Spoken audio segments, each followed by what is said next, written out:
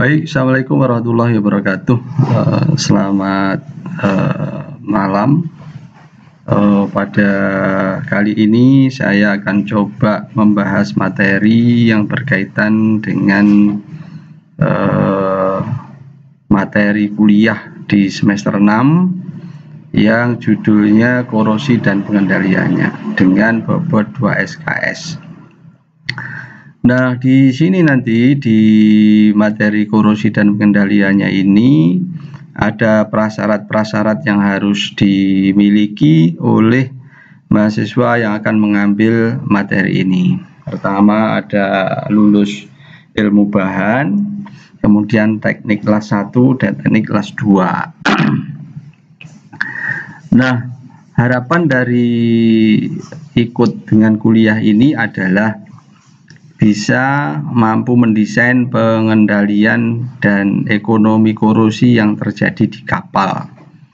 Sebenarnya kapal itu sebuah objek saja, tapi korosi nanti kalau saudara terjun di dunia industri banyak ragam ya objek korosi itu, di plant, di alat rumah tangga, bahkan di sepeda. Kalau suka sepeda, semua ada hal yang berkaitan dengan korosi itu, sehingga objek itu bisa beragam. Tapi kalau dikhususkan di kapal, nanti ada poin-poin tertentu di bagian kapal yang harus dilindungi dari akibat korosi. Kemudian capaian pembelajarannya, misalkan di situ tertulis mahasiswa mampu memahami proses korosi dan faktor yang menyebabkannya, mampu menjelaskan jenis korosi, mampu menghitung proses perencanaan dan pengendalian korosi, dan mampu menghitung ya aspek teknis ekonomis dari korosi yang terjadi. Nah, kemudian pokok bahasanya adalah pengenalan dan diagnosa problem korosi, ya proses terjadinya korosi, kemudian faktor yang mempengaruhi terjadinya korosi, jenis-jenisnya, pengendalian korosi di kapal, pencegahan dan aspek ekonomis yang ada di dalam korosi ya berkaitan dengan objeknya, apakah kapal, apakah power plant, apakah industri yang lain yang nanti akan kita lihat di joint well, di lingkungan laut, dan seterusnya. Nah, ini nanti akan berkaitan karena saudara sudah di semester 6 ya, materi di semester 6, maka ini sangat berguna, bisa menunjang untuk mengambil tema yang berkaitan dengan tugas akhir atau skripsi. Nah, misalkan kalau di skripsi berkaitan dengan RBI, misalkan Risk Based Inspection, salah satu yang sering diacu di dalam dunia industri, misalkan berkaitan dengan tangki, ya nanti akan ada salah satu faktor damage-nya itu adalah berupa korosi. Atau di pipeline, misalkan di pipeline itu ada CUI, misalkan ya corrosion under ya inspection, misalkan itu nanti ada berkaitan dengan korosi juga. Kemudian di sini nanti ada penilaian tugas mandirinya, ada kuis, ada studi kasus, diskusi, dan ujian. Beberapa pustaka yang ada dituliskan di RPS ini banyak ragamnya. Saya juga punya buku-buku yang baru berkaitan dengan korosi. Nanti saudara saya kasihkan, saya taruh di Google Classroom-nya. Baik, kita lanjutkan. Ya, ini banyak sekali rujukannya, bisa bahasa Inggris, bisa bahasa Indonesia, dan saya punya beberapa buku juga atau jurnal-jurnal yang berkaitan dengan bab korosi. Nah, kemudian untuk lebih mengenal lebih jauh ya saya yang ngajar pada mengampu mata kuliah ini saya kasih CV saya ringkas ya. Ini nama saya Munir ya. Di sini saya menempuh jalur beberapa pendidikan ya, diantaranya pernah mengikuti kursus ya welding engineer course ya di B4T kerjasama dengan BPI Molding Austria. Nah, di sini saya jadi welding engineer. I am a welding engineer with blue certificate from BPI Molding Austria, cooperation with B4T ya Bandung. Ya, ini tahun berapa? 2000-an. Dan juga saya mengikuti beberapa pelatihan, diantaranya welding inspector. Saya punya sertifikat welding inspector BNSP. Juga punya C-Sweep 3.1 dari TWI. Ini adalah sertifikat kompetensi untuk welding inspector standar Eropa. Juga punya NDE, Non-Destructive Examination. Ini punya RT level 2, UT level 2 dari ASNT, American Society of Non-Destructive Testing. Nah, sekarang saya juga lagi ikut online course ngambil API 510. Ini berkaitan dengan inspection of pressure vessel.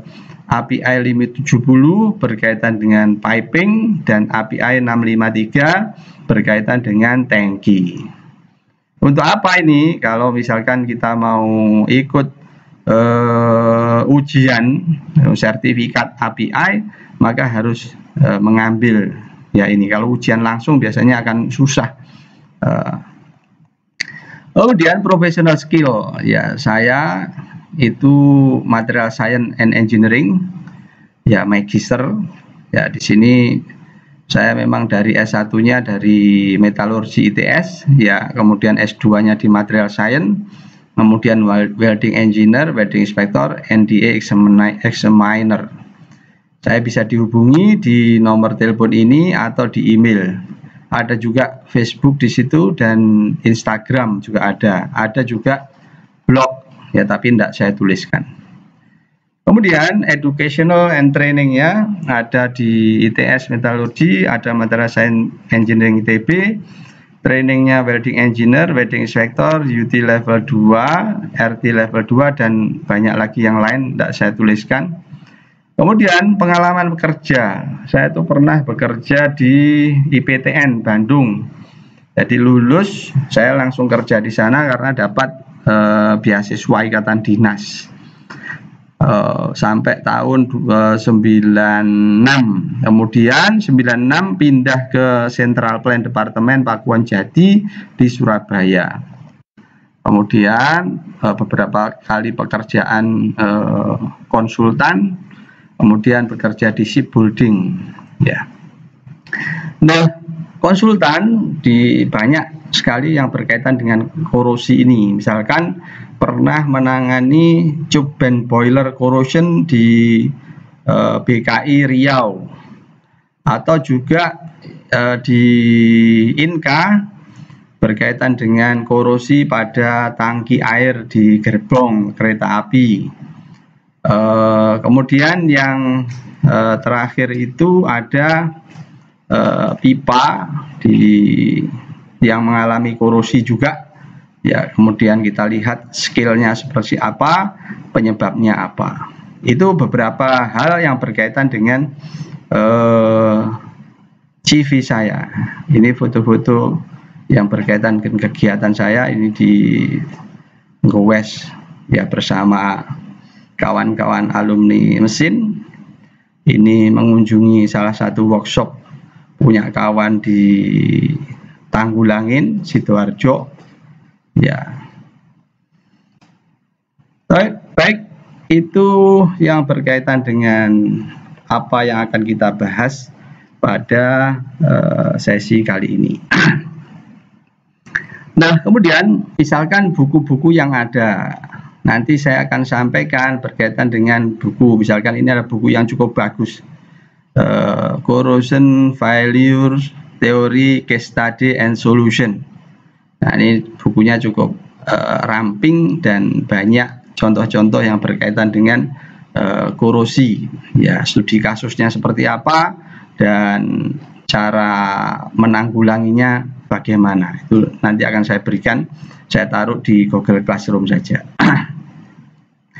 Nah, baik, kita coba lihat di pertemuan pertama ini, di pertemuan perdana pada saat ini, ya kita akan bahas overview yang berkaitan dengan korosi.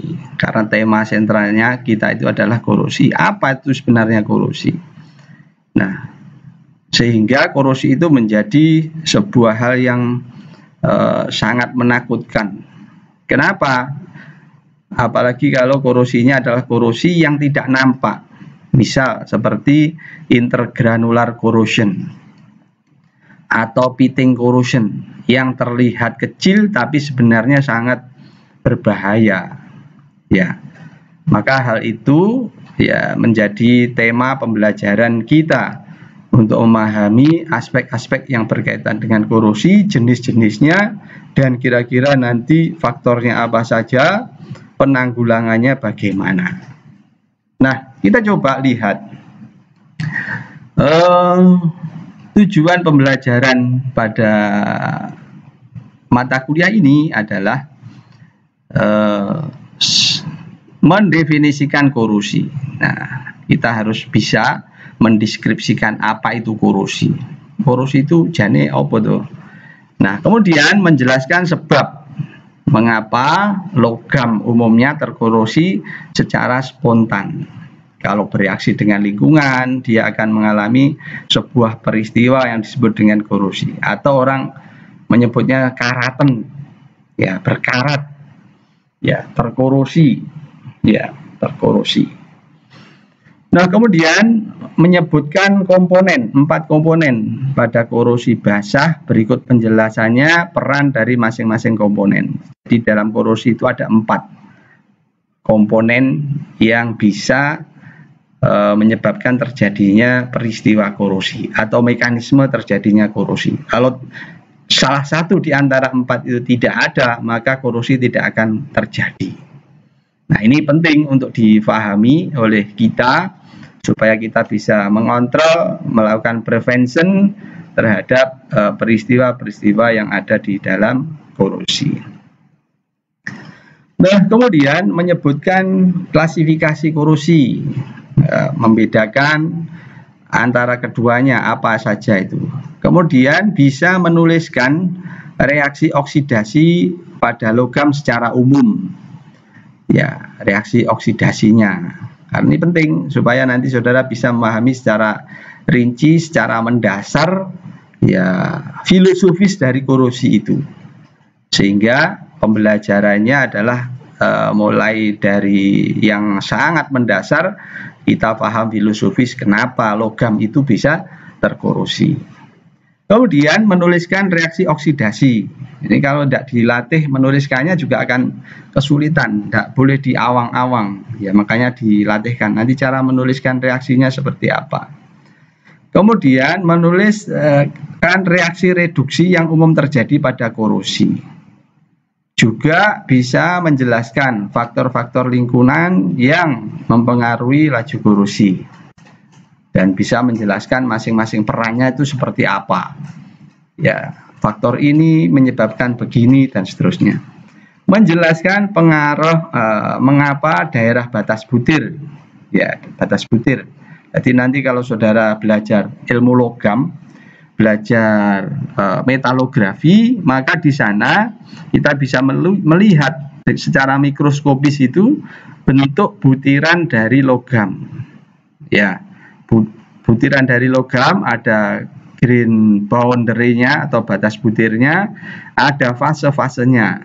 Misalkan kalau baja karbon, di sana ada fase ferrit, ada perlit, dan ada batas butirnya.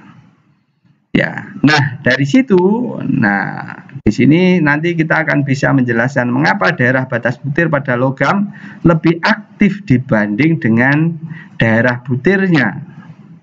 Apa masalahnya? Nah, itu nanti saya akan coba berikan gambaran sehingga saudara nanti akan tahu, oh batas butir itu bisa lebih aktif karena, nah seperti itu.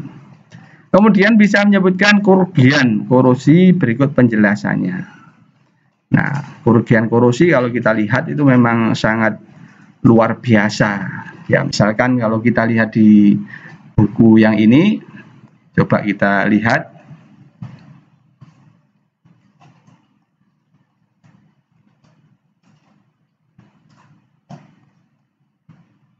Nah, ini adalah hal yang perlu kita waspadai. Berapa totally annual cost of corrosion in the production and manufacturing category di Amerika. Nah, ini diambil datanya pada tahun 2002. Betapa mereka mengalokasikan anggaran yang cukup besar pada hal-hal yang berkaitan dengan korosi. Misalkan di industri kertas, pulp and paper ini sekitar 33%, 6 billion dolar. Ya, di misalkan oil and gas 8%, 1,4 billion dolar. Kemudian di chemical, petrochemical, pharmaceutical sekitar 10%. Di petroleum refining 21%. Food and processing 12%, agriculture 6%, nah mining 1%. Sayang di perkapalan tidak disebutkan di sini. Ya, ini data yang diambil dari Koch et al. 2002, ya, Federal Highway Administration USA. Ini diambil datanya yang memperlihatkan betapa besar anggaran alokasi untuk hal yang berkaitan dengan corrosion, annual cost of corrosion, biaya tahunan untuk korosi sampai segitu besarnya. Nah, sehingga korosi itu menjadi sangat penting, sangat perlu diperhatikan agar kita bisa membaca secara engineering kira-kira aspek apa yang perlu diperhatikan, desain bagaimana yang perlu dilakukan, kemudian setelah itu dievaluasi preventionnya seperti apa. Baik, kita coba lihat secara historical, ya, perspektif histori atau sejarah.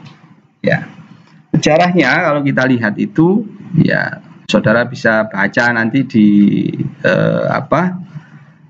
file yang saya berikan di sana. Pernah terjadi di Scotland itu, ya, kereta api 10 gerbong yang berisi bahan bakar mengalami kecelakaan. Ya, kereta tersebut keluar, ya, dari relnya. Kemudian karena berisi bahan bakar itu menyebabkan ada semburan api yang sangat panjang dan asapnya membumbung menghitam. Nah, apa yang dilakukan setelah diinvestigasi ternyata, ya, penyebabnya adalah adanya serangan korosi di logam penyangga jembatan. Nah, jembatan-jembatan itu perlu diperhatikan. Kalau tidak dilakukan inspeksi secara rutin bisa membahayakan. Ya, makanya pihak PU misalkan pekerjaan umum, ya, itu harus ada, ya, investigasi maintenance berkaitan dengan jembatan-jembatan yang besar yang ada di negara kita. Misalkan jembatan Madura itu berbahaya kalau tidak dilakukan perawatan secara rutin. Ya, misalkan yang sering saya coba lakukan itu adalah melihat di industri kalau RBI itu nanti bagaimana melakukan inspeksi rutinnya seperti apa cara ngitungnya.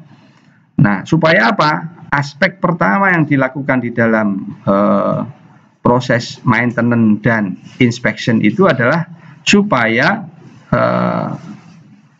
proses operasi di industri itu berjalan secara aman. Selain itu, kita juga bisa melakukan kalkulasi remaining life-nya itu bagaimana.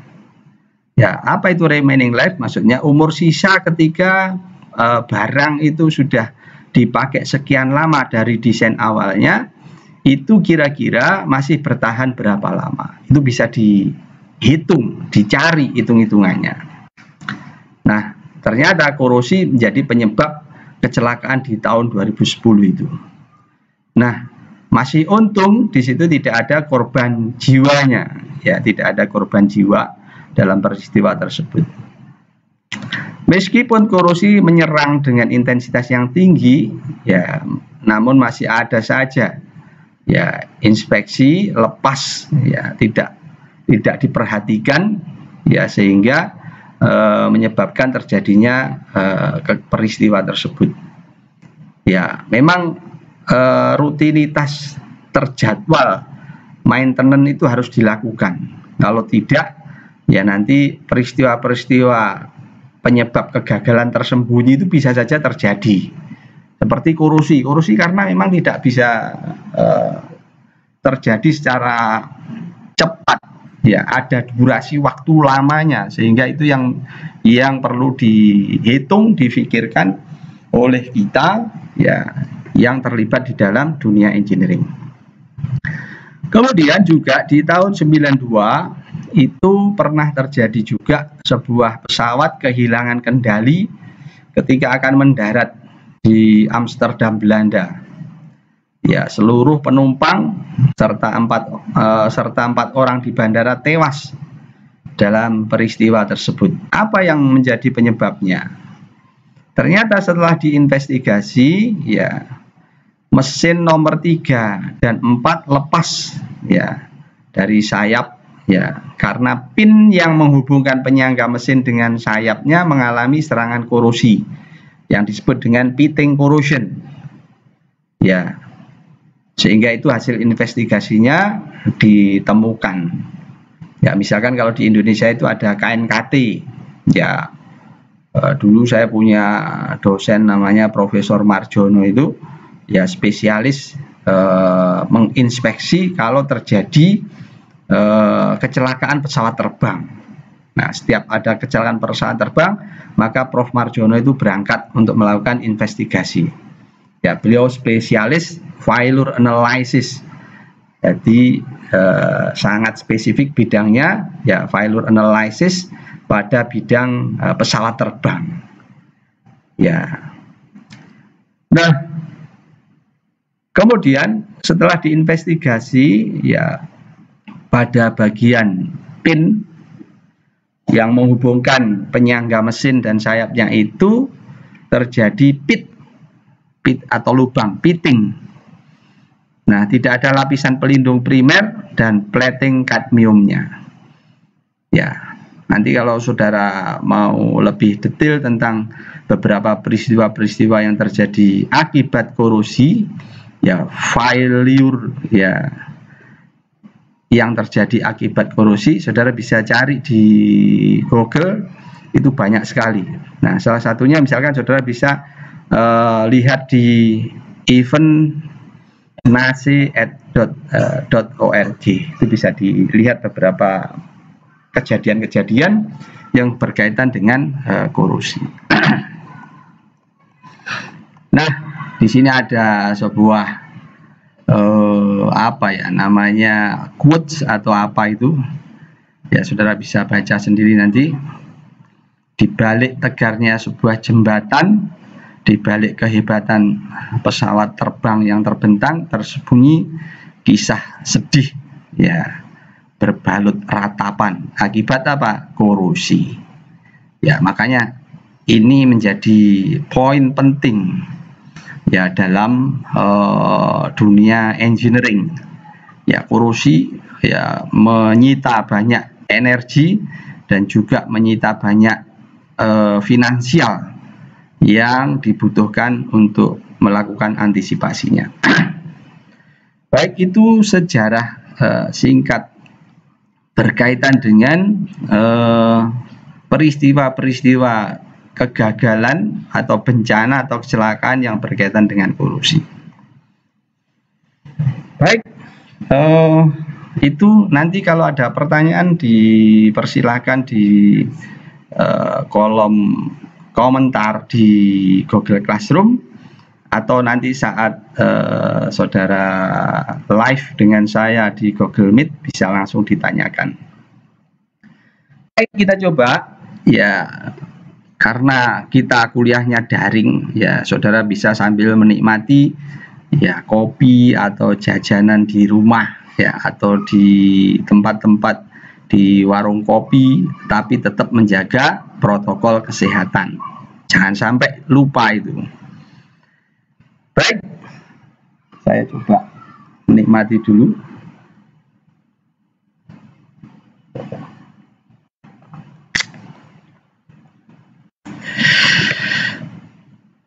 Baik, kita lanjutkan ya. Kemudian yang kedua adalah definisi korosi. Nah, kalau kita cermati ya, definisi korosi itu misalkan saudara punya perkakas di rumah yang di sana ada beberapa perkakas yang terbuat dari baja. Misalkan ada hammer atau palu atau alat-alat yang lain ya, misalkan obengnya atau kuncinya ya, saudara simpan cukup lama di sana, atau bahkan pakunya yang ada di perkakas, ada mur baut dan sebagainya yang tersimpan di situ. Saudara pasti melihat sebagian dari permukaannya itu ada yang berwarna coklat melekat di bagian permukaan perkakas itu atau paku tersebut atau mur baut itu. Nah, di situ orang menyebut istilahnya dengan karatan atau bahasa kerennya crispy brownies ya. Karena bentuknya crispy itu, kalau dipegang bisa merepel ya, warnanya kecoklatan. Nah, orang mungkin kalau orang suka kuliner itu disebut crispy brownies, brownies yang ya renyah itu, tapi itu isinya karatan ya, jangan sampai ditelan nanti bisa tetanus saudara ya. Nah, kalau dibersihkan ya, apa yang terjadi? Maka akan menjadikan dimensi dari benda itu akan mengalami pengurangan. Misalkan paku diameternya 3 mili, ketika sudah tersimpan lama di perkakas, banyak karatnya, nanti kalau dibersihkan ternyata tinggal 2 mili, 2,5 mili. Ya, artinya ada terjadi pengurangan dimensi. Nah, demikian juga tentunya kalau kekuatannya dilihat, nanti juga akan mengalami penurunan. Misalkan kalau saudara gunakan untuk mengikat kayu, misalkan dipukul, nanti bisa mengalami lenturan, bengkok. Ya, kenapa? Kekuatannya sudah berkurang banyak disebabkan karena dimensinya berkurang. Itu hal-hal sederhana yang bisa kita amati di sekitar kita berkaitan dengan peristiwa crispy brownies atau karatan. Nah, saudara-saudara sekalian, faktanya adalah logam memang kebanyakan ditemukan di alam. Logam dalam bentuk biji. Ya, suatu campuran dari senyawa logam. Ya, contohnya biji besi. Maka di alam itu adanya biji besi ya, tersusun dalam bentuk senyawa atau oksida Fe2O3, Fe3O4, FeS dan lain-lainnya. Ya. Nah, apa maknanya dari bentuk senyawa logam di alam tersebut? Hal ini menandakan bahwa ya si besi ini dalam keadaan bersenyawa atau bergandengan mengikat unsur yang lain, maka dia merasa aman atau stabil atau nyaman dibanding ketika dia sendirian. Misalkan besi sendiri jarang sekali ada di alam itu. Bentuknya pasti ya karena dia ingin keadaannya seimbang, nyaman di alam, maka dia bentuknya adalah mengikat itu. Mengikat dengan kawannya yang lain yang memungkinkan bisa diikat. Fe2O3, Fe3O4, FeS dan seterusnya. Ya. Nah, senyawa tersebut tidak mempunyai kekuatan struktural. Ya, senyawa sama oksida, sulfida itu tidak ada kekuatannya itu. Nah, sehingga karena orang itu punya akal, pikiran, ya alhamdulillah itu sebagai anugerah dari Yang Maha Kuasa, mereka melakukan upaya untuk mendapatkan sebuah sebuah material, ya maka dilakukanlah proses namanya ekstraksi, dimurnikan supaya senyawa-senyawa besi tadi itu bisa diambil besi murninya, ya dalam bentuk Fe sendirian. Nah, Fe sendirian pun itu kalau kita lihat dalam dunia ilmu bahan, saudara mungkin sudah pernah belajar ilmu bahan, maka itu juga memiliki kekuatan yang rendah. Kekuatannya tidak cukup signifikan, sangat rendah. Ya. Nah, sehingga perlu ditambahkan unsur-unsur yang lain dalam proses alloying, misalkan pemaduan. Nah, dalam proses alloying atau pemaduan, misalkan besi ditambahkan karbon menjadi sebuah material baru namanya baja. Baja itu adalah paduan besi dengan karbon dengan kandungan karbon maksimal 2%. Ya, nanti akan menjadi material yang memiliki kekuatan karena sudah dipadukan dengan unsur yang lain. Nah, di karbon nanti di baja itu pemaduannya nanti menjadikan pencitraan ciri dari material itu berbeda-beda. Dikelompokkan jika karbonnya kurang dari 0,25%, jika karbonnya antara 0,25 sampai 0,6%, jika materialnya karbonnya 0,6 sampai sekian persen, nanti akan membuat ciri penamaan dari jenis bajanya. Ya, jadi itu yang dilakukan oleh orang ya untuk mengatasi kebutuhan-kebutuhan berkaitan dengan aspek engineering yang selalu terus berkembang. Karena manusia ini sifatnya adalah berkembang, pemikirannya berkembang, butuh selalu material-material yang menopang kebutuhan untuk menyederhanakan proses kehidupannya. Nah, berikutnya adalah contoh, ya, contoh adalah konstruksi yang terbuat dari baja karbon. Jembatan itu misalkan biasanya terbuat dari SS400 structural steel, SS400 atau A36 atau SA36 atau SA51670. Itu sudah masuk kategori klasifikasi diambilnya besi kemudian dicampur dengan unsur yang lain. Misalkan besi dicampurkan dengan unsur yang lain berupa apa? Berupa kromium misalkan. Ada kromium, ada nikel. Kromium sekitar 12% lebih, nanti akan jadi material baru namanya stainless steel. Nah, itu beberapa hal yang perlu kita perhatikan berkaitan dengan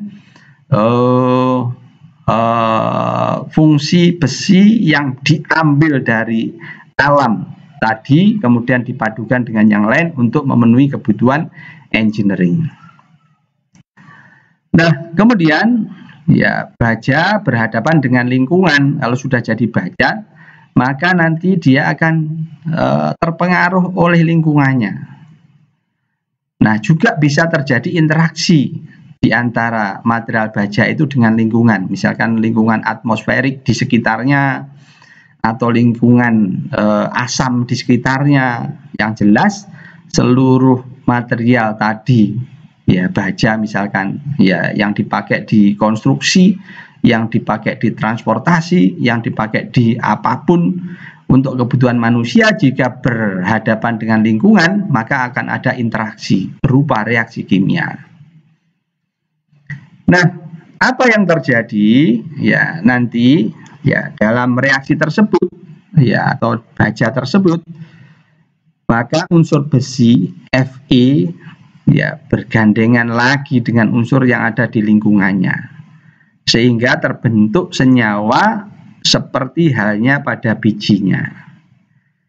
Nah, hal ini disertai dengan penurunan kualitas ya baja karena dalam bentuk biji. Nah, sehingga nilai strukturalnya juga akan berkurang cukup signifikan.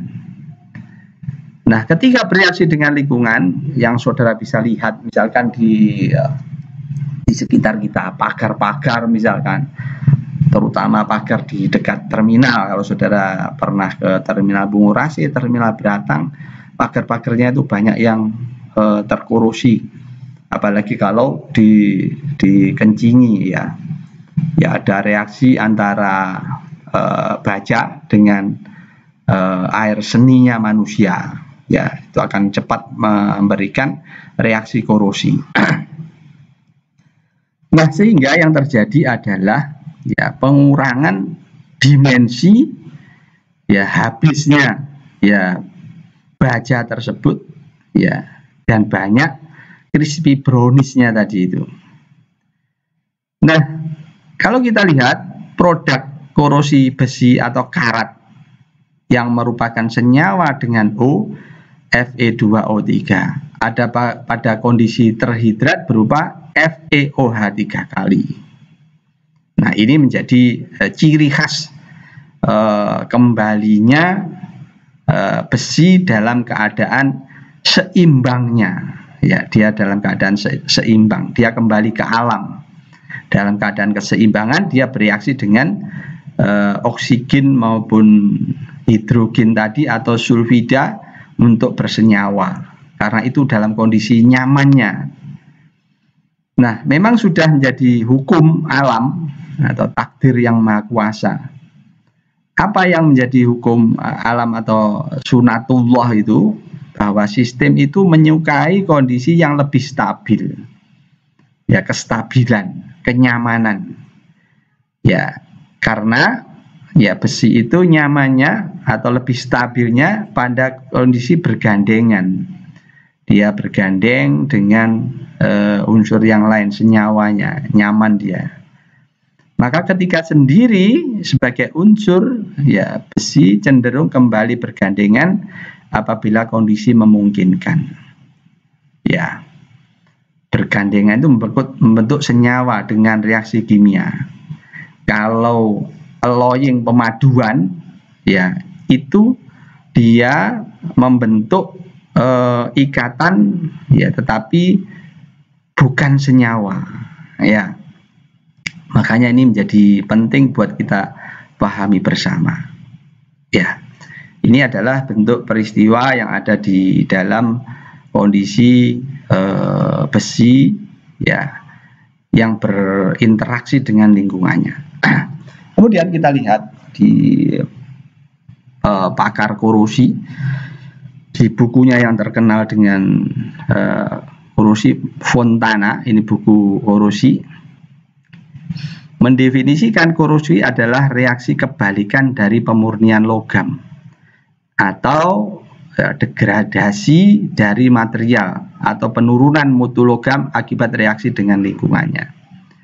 Jadi korosi itu adalah degradasi material, dalam hal ini logam, yang disebabkan oleh reaksi dengan lingkungannya. Makanya karena ada istilah degradasi, ya segala macam peristiwa degradasi kalau bisa dikatakan korosi. Ya, memang secara harfiah maknanya adalah seperti itu, tetapi korosi itu biasanya spesial untuk logam, ya, metal. Ya, kayu juga terdegradasi, tapi namanya bukan korosi, pelapukan. Ya, misalkan plastik juga terdegradasi walaupun mungkin waktunya cukup lama. Ya, nanti namanya apa? Jadi namanya berbeda walaupun secara harfiah, ya, filosofis itu adalah degradasi mutu kualitas dari material karena ingin kembali dalam keadaan setimbangnya di alam. Nah, kemudian ya selanjutnya kita lihat, ya, mengapa besi terkorosi sementara emas tidak terkorosi. Ya, emas ditemukan dalam bentuk, ya, unsur, ya, AU, tidak seperti besi dalam bentuk senyawa. Emas itu bentuknya adalah unsur AU. Nah, apa maknanya? Maknanya adalah emas nyaman dalam kesendirian, ya, tidak bergandengan, sementara besi nyaman ketika bergandengan. Emas diistilahkan dengan logam mulia, ya, karena mempunyai posisi yang tinggi stabilannya, tidak mudah terpengaruh oleh lingkungannya. Ya, itulah emas, logam mulia, namanya logam mulia. Nah, karena emas itu sukanya menyendiri karena dia istimewa. Beda dengan besi, ya, sendiriannya itu menyiksa gitu, ya. Nah, kemudian kalau kita lihat ini, ya, profil energi korosi besi yang tadi saya coba sampaikan tadi. Nah, apa ini maknanya? Kalau kita lihat di sini di diagram ini energi bebasnya, kemudian ini waktunya, log T. Ini biji besi, ya, biji besi seperti yang tadi saya sampaikan. Biji besi itu dia berikatan dengan unsur lain, bisa dengan O, bisa dengan H, bisa dengan S. Yang jelas besi selalu bergandengan, bersenyawa. Ini adalah kondisi nyaman, kondisi paling stabil dirinya. Nah, kemudian ketika diekstraksi, proses ekstraksi itu butuh energi. Ya, ekstraksi butuh energi, maka nanti akan jadi kita dapatkan besi murni. Nah, besi murni, setelah kita dapatkan besi murni, energinya tinggi, ya, dia dalam keadaan tidak stabil. Ya, besinya tidak stabil. Tetapi besi yang tidak stabil ini akan bisa dipakai untuk melakukan rekayasa material. Dia bisa dipadukan dengan unsur-unsur yang lain, maka ketemulah material-material baru, baja, stainless steel, korten, alloy steel, ya, molybdenum steel, chromium steel. Ada lagi yang terkenal itu chromoly yang bisa dipakai di temperatur sangat rendah. Itu semua adalah bentuk rekayasa yang mengambil besi dari keadaan paling nyamannya di alam, diekstraksi menjadi besi murni, kemudian dipadukan, dicampur dengan proses metalurgis yang nanti akan menjadi material yang baru. Tetapi itu posisinya dalam keadaan tidak stabil, dia akan berinteraksi dengan lingkungan yang memungkinkan dia akan menyebabkan inginnya besi kembali kepada alam. Apa itu? Karena dia berinteraksi dengan lingkungan, bisa jadi nanti akan mengalami degradasi. Dia ingin kembali ke alam.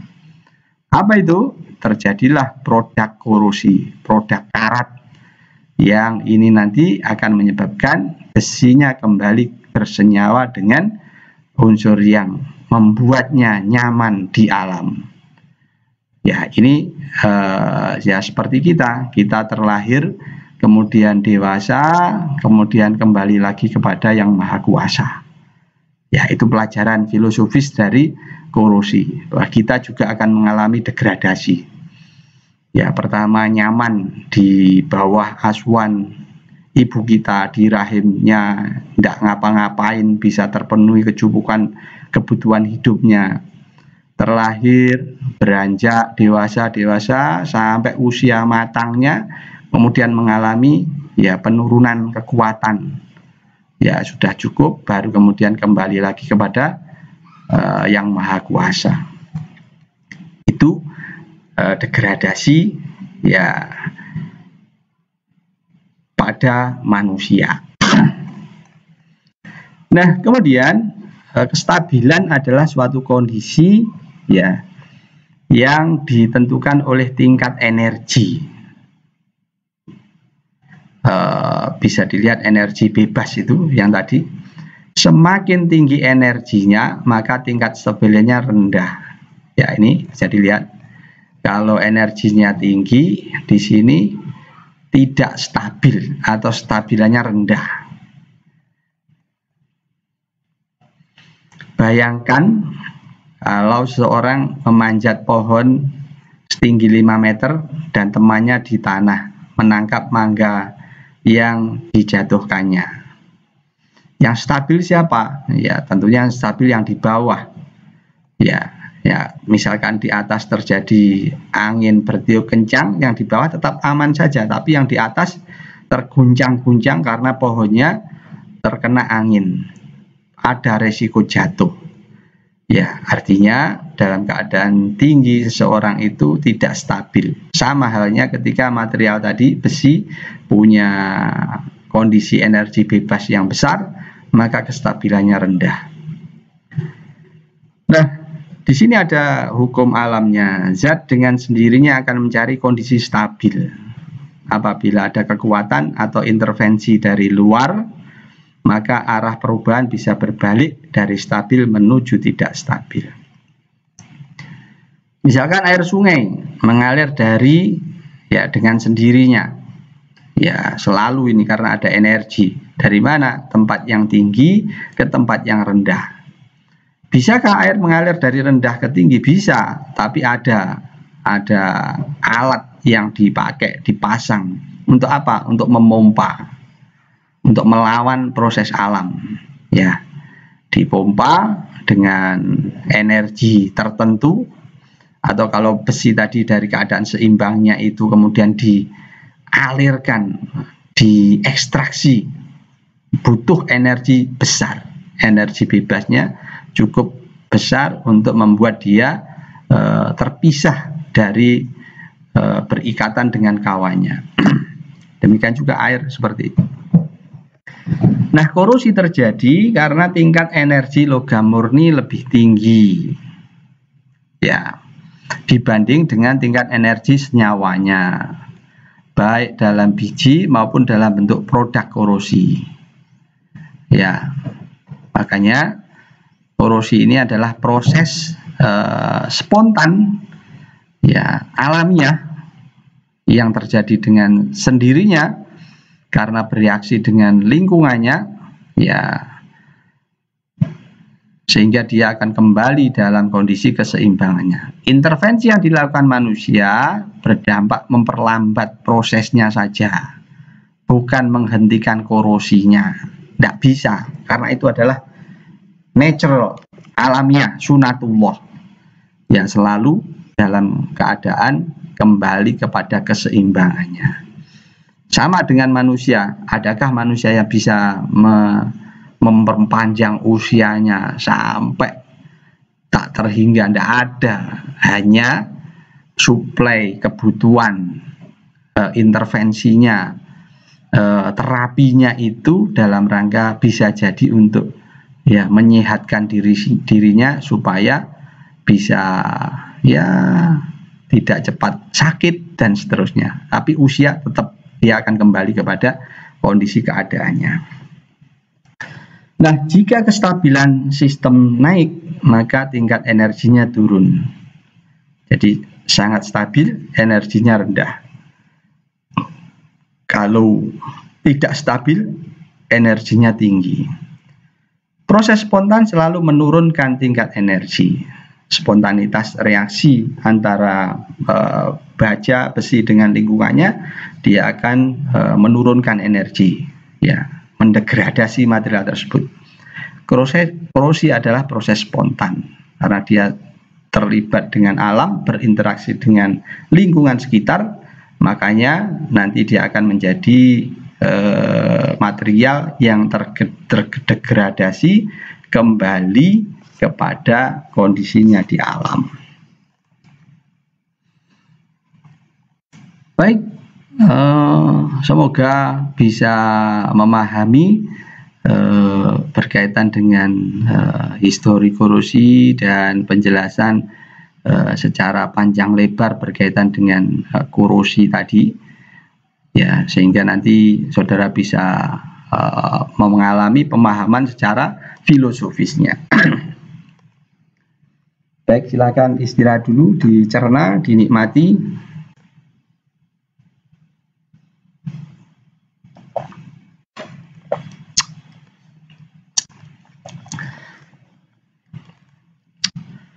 Jadi alhamdulillah nanti saya coba akan bikin video-video materi yang berkaitan dengan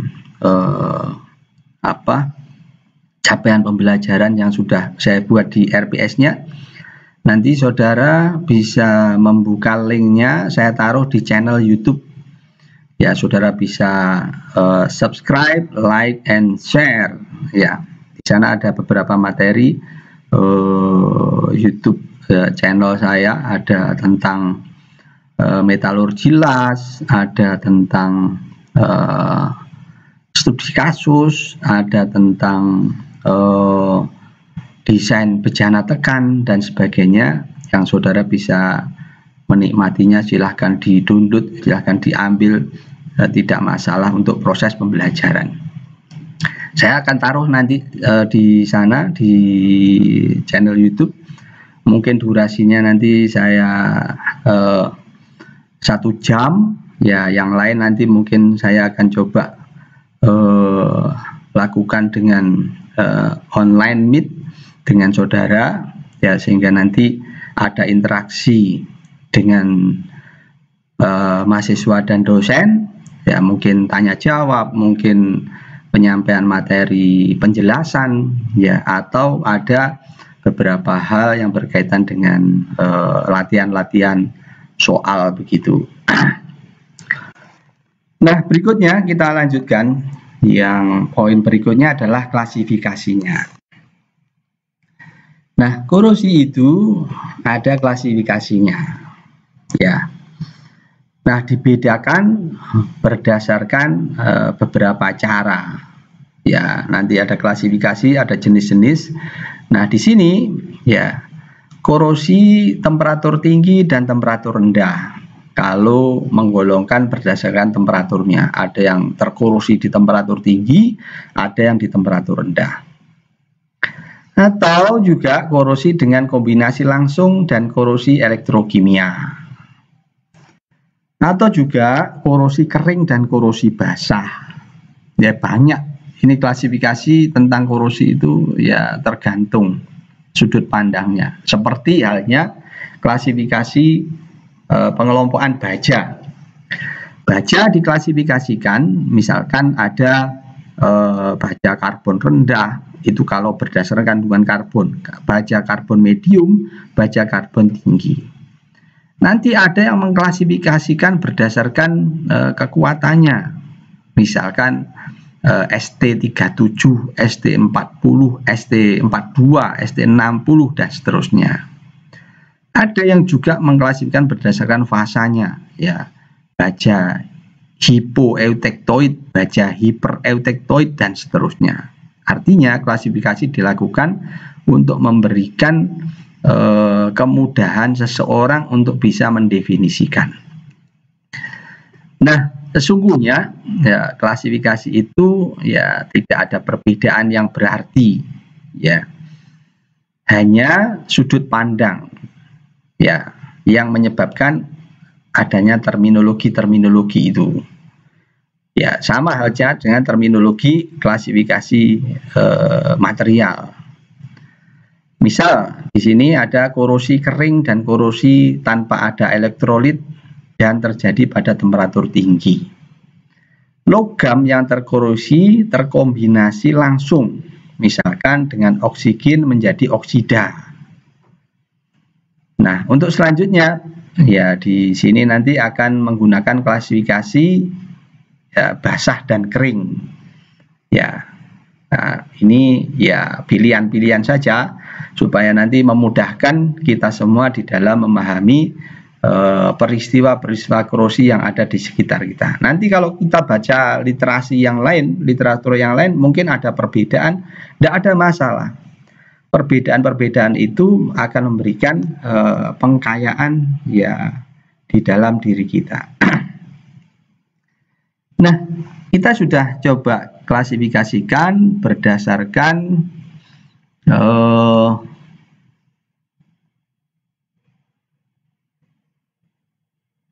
tadi di sini klasifikasi yang ketiga ya basah dan kering. Ya. Nah, apa itu korosi basah? Ini adalah peristiwa korosi yang paling umum ditemui. Ya, paling umum ditemui ya ini korosi basah ini. Terjadi ketika ada cairan. Ya, korosi yang menyerang lambung kapal di laut. Korosi pada tangki penyimpan di pabrik kimia. Ya, itu contoh-contoh korosi basah. Nah, yang terjadi pada korosi basah adalah adanya reaksi elektrokimia. Apa itu? Reaksi yang melibatkan perpindahan elektron. Ya, jadi reaksi elektrokimia pada korosi basah itu disebabkan karena adanya perpindahan elektron. Nah, korosi sering terjadi pada temperatur tinggi atau temperatur di atas titik embun lingkungan. Lingkungan yang mengkorosi adalah uap atau gas. Ya, lingkungannya. Jadi ada interaksi lingkungan. Lingkungan bisa jadi air, ya bisa jadi air laut, bisa jadi asam, bisa jadi uap atau gas. Ini jika terjadi pada temperatur tinggi. Nah, kita lihat sekarang coba reaksi kimia pada korosi basah. Nah, misalkan saudara kalau lihat aki ya dan baterai ya itu merupakan alat yang mengkonversi energi kimia menjadi energi listrik. Nah, pada alat tersebut ada reaksi kimia yang terjadi secara spontan. Nah, ini gambarannya di baterai. Ini ada baterai, ada kutub positif, ada negatifnya. Kemudian ini ada lampu. Kalau dikontakkan, dihubungkan, maka bisa menghasilkan cahaya. Nah, kenapa bisa ada cahaya? Nah, di sini dibedah baterai itu. Nah, di sana ternyata ada katodanya, ada anodanya, ada elektrolitnya. Ya, MnO2 NH4Cl. Ya. Nah, di sini jika anodanya Zn, ini di baterai ya. Kita lihat case baterai. Jika anodanya Zn dihubungkan melalui kawat eksternal dengan elektroda karbon, ya karbon, maka akan terjadi aliran elektron dari seng ke karbon. Jika kawat tersebut dihubungkan dengan bola lampu, maka akan menyala.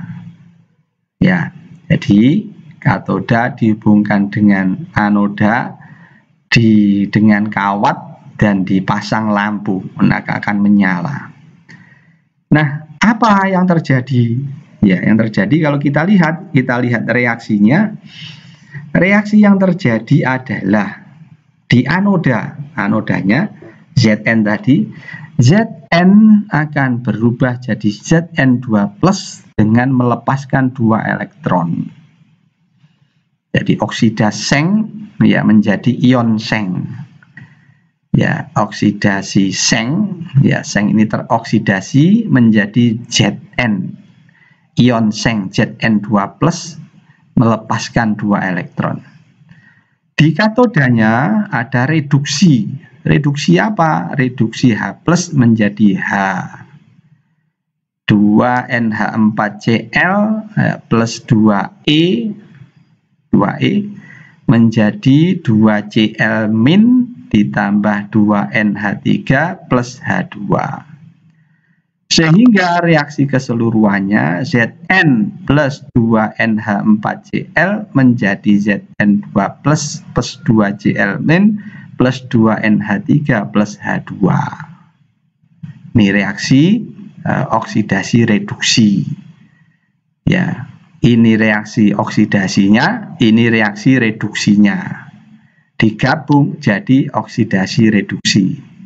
Atau kadang-kala orang menyebut dengan reaksi redoks gitu. Nah, kalau kita lihat ya tampak bahwa reaksi oksidasi adalah reaksi melepas elektron.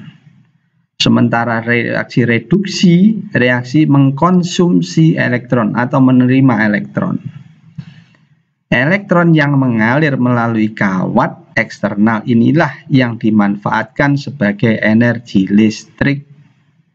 Jadi elektron yang terlepas dialirkan lewat kawat, dikoneksikan dengan lampu, sehingga terjadilah energi berupa cahaya.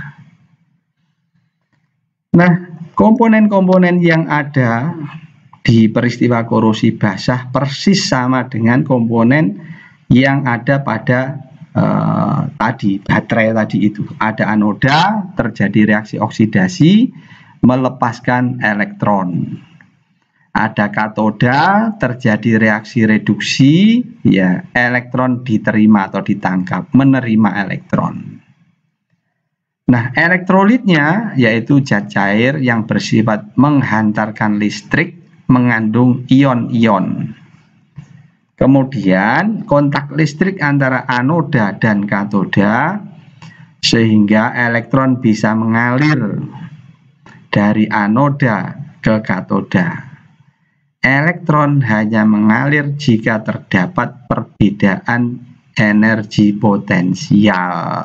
Kalau tidak ada energi potensial, beda potensial, yang tidak akan bisa mengalir. Ya, ini filosofis dari tadi peristiwa korosi. Nah, misalkan di sini ada light inside gitu, tangkap elektron dari katoda, terekam, lepaskan elektron, oksidi anoda, ya korosi, ya anoda katoda, elektron, hubungan listrik anoda katoda. Ya, ini ya insight-nya. Nah, kemudian dari penjelasan ini maka kita bisa simpulkan. Apa simpulannya? Simpulannya adalah bahwa peristiwa korosi selalu terjadi perpindahan elektron. Elektron hanya berpindah bila permukaan logam terdapat beda potensial. Itu perlu dicatat, saudara perhatikan ini. Ini ya saudara jadikan pegangan insight-nya di sini. Ya, bahwa peristiwa korosi selalu terjadi perpindahan elektron. Elektronnya berpindah jika permukaan logam terdapat beda potensial. Perbedaan potensial di permukaan logam terjadi karena terdapat heterogenitas di permukaan logam atau lingkungan yang dihadapi oleh logam. Contoh, ya, heterogenitas logam. Bagian tertegang vs bagian yang rileks. Ya, heterogenitas. Artinya tidak ada homogenitas. Ada bagian yang tegang dan ada bagian yang rileks. Di mana itu? Ya, contoh misalkan. Yang tertegang itu misalkan saudara punya paku saudara tekuk. Bagian yang ditekuk itu bertegangan. Bagian yang tidak tertekuk itu rileks. Sehingga nanti akan ada peristiwa reaksi ya korosinya. Ya. Saudara misalkan punya paku di rumah, saudara coba nanti ya diamati. Misalkan di rumah saudara tekuk paku, kemudian nanti dicelup di lingkungan asam misalkan, ya dicoba. Atau saudara kencingi itu, terus ditaruh di wadah, nanti saudara amati. Ya diamati, ya bagian mana yang akan mengalami korosi. Kemudian logam dengan butir kasar dan butir halus. Misalkan kalau saudara amati di struktur mikro, ada butir yang kasar dan ada butir yang halus. Itu nanti juga menjadi sebuah kondisi lingkungan heterogenitas yang bisa memicu terjadinya korosi. Atau perbedaan fasa. Di dalam baja ada ferrit, ada sementit, ada perlit. Mana yang memiliki daya korosif yang besar? Ya tentunya yang punya kekerasan yang besar. Nah ini hal-hal ya, heterogenitas di dalam logam itu seperti ini. Di dalamnya itu banyak kondisi heterogenitas. Nah kemudian kalau di lingkungan larutan dengan kadar oksigen rendah dan kadar oksigen tinggi, ini juga heterogenitas. Ya, sehingga ini nanti akan dapat memicu terjadinya perbedaan potensial di logam. Ya, karena adanya heterogenitas. Nah, kemudian kalau kita lihat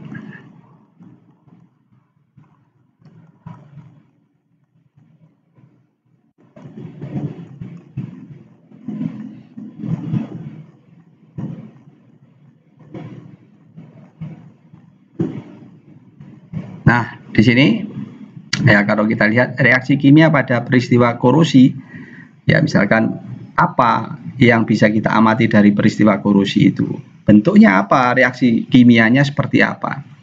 Misalkan saya punya seng ya dicelup di dalam larutan HCl, seng tersebut akan larut ya, digambarkan sebagai permukaan yang tergerus itu.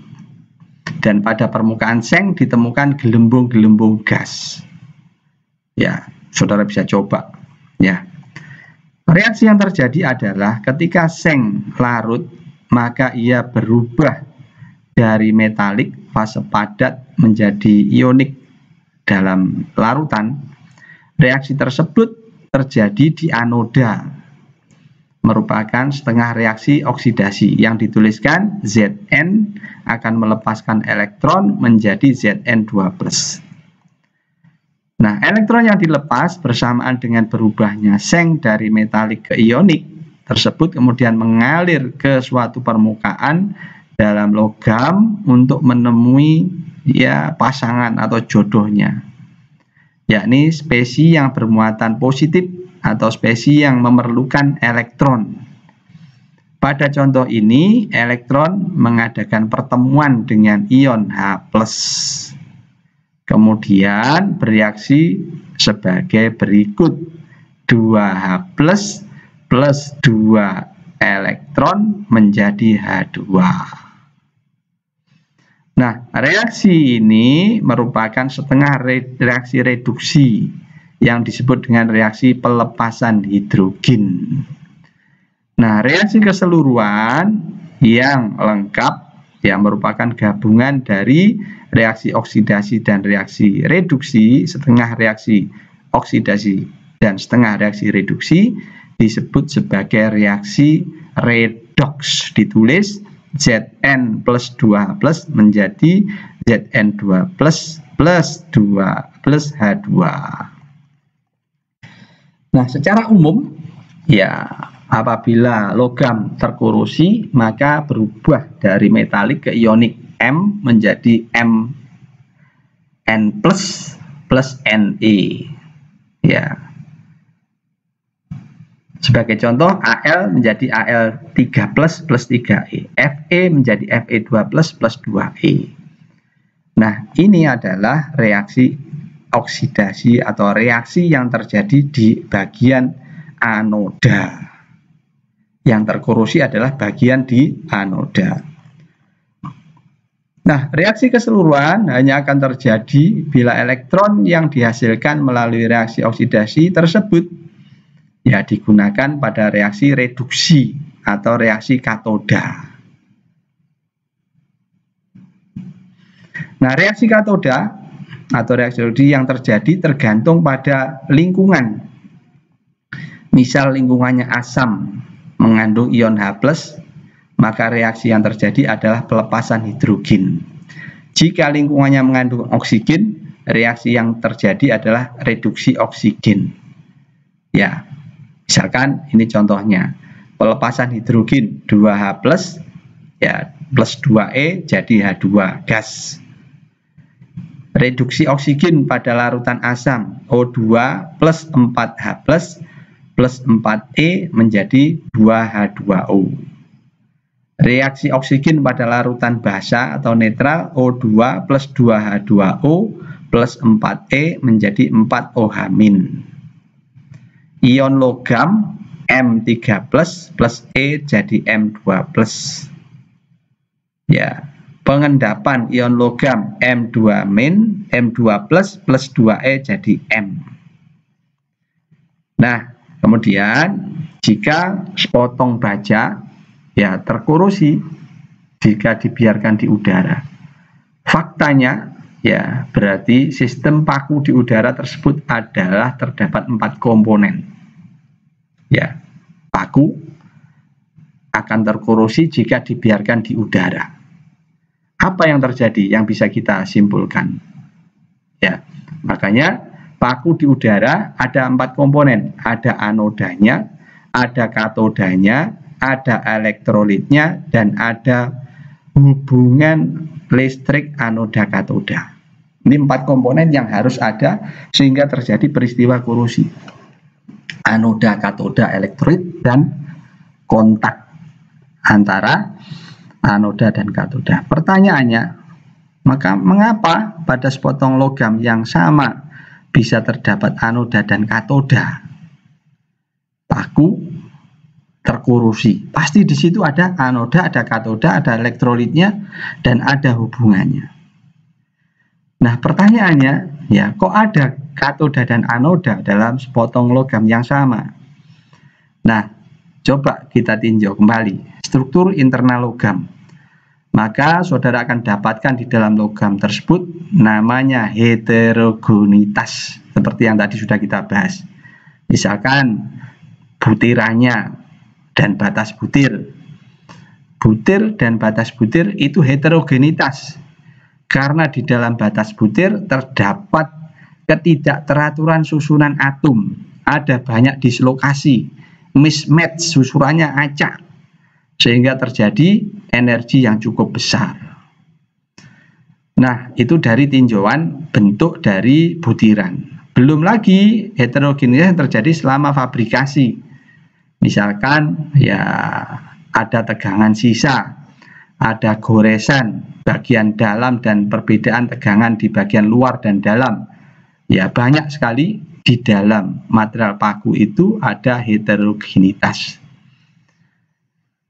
Nah, sehingga dari heterogenitas tadi sebagiannya jadi anoda ya lokal dan jadi katoda lokal. Yang mana jarak antar keduanya sangat pendek. Dalam orde angstrom, sangat kecil. Bahkan tingkat butir itu bisa ada anoda dan katoda. Ya, mana yang jadi anoda, yang mana yang jadi katoda. Nah, itu nanti jika energi yang besar itu jadi anoda, yang rendah jadi katoda. Jadi bila dihubungkan dengan uraian sebelumnya, maka ada dua yang menyebabkan korosi berupa proses spontan. Tingkat energi logam umumnya lebih tinggi dari tingkat energi bijinya. Terdapat heterogenitas di permukaan logamnya. Ya, jadi harus ada syaratnya, ada 4 komponen: anoda, katoda, elektrolitnya, plus hubungan kontak antara anoda dan katoda. Ya. Nah, semoga ini ada komponen yang ada pada sebuah batu baterai sama dengan komponen pada korosi basah. Energi berasal dari batu baterai bisa kita manfaatkan, sementara korosi justru menimbulkan kerugian. Ya, ini hal yang sama ya. Sebenarnya baterai itu peristiwanya sama dengan dengan korosi, karena ada 4 komponen yang sama, ada anoda, ada katoda, ada elektrolit, plus ada kontak. Di tempat yang lain juga ada hal yang sama, tetapi di baterai itu bisa kita gunakan, tetapi di tempat lain korosinya itu merugikan. Oleh karena itu, coba kita renungkan konsep sederhana ini. Di satu sisi korosi itu merugikan, di saat yang lain hal yang peristiwanya sama dengan korosi bisa kita manfaatkan. Baik, mungkin itu yang bisa saya sampaikan di pertemuan pertama ini. Semoga bermanfaat untuk menggugah wawasan tentang korosi. Overview singkat saja dulu. Nanti di pertemuan berikutnya akan saya sambung dengan video yang membuat saudara bisa memahaminya. Nanti akan saya cantolkan di channel YouTube saya. Saudara bisa klik. Nanti akan saya kasih linknya di Google Classroom. Saudara bisa subscribe, like, and share jika bermanfaat. Semoga dengan begitu saya bisa membuat konten-konten yang lebih menarik lagi.